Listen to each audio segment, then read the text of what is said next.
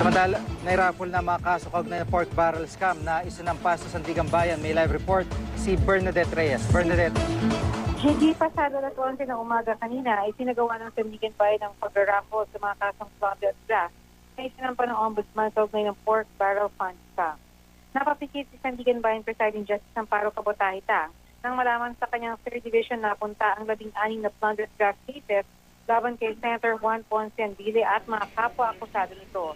Sa 5th Division naman napunta ang 12 kasong plunder at graft ni Senator Jimbo Estrada at iba pang mga akusado.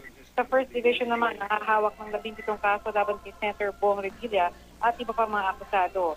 Pinagsama-sama ng Sandigan Bayan kada senador ang mga kasong plunder at paglabag sa Anti-Graft and Crop Practices Act na kinakaharap nila, mga staff nila, kasama na rin si Jancy Napoles at driver at pamangkin niya. 4 sa 5 dibisyon ng Sandigan Bayan ang sumali sa raffle. Nag-inhibit si Justice Gregory Ong na chairperson ng 4th Division.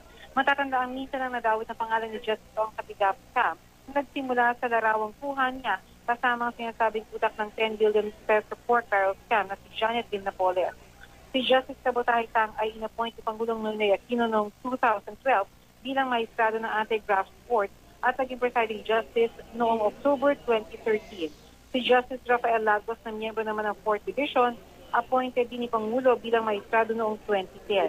May 10 araw ang mga maestrado para pag-aralan kung sa pagbasihan ng mga kaso bago maaari maglabas ng warrant of arrest sa mga akusado.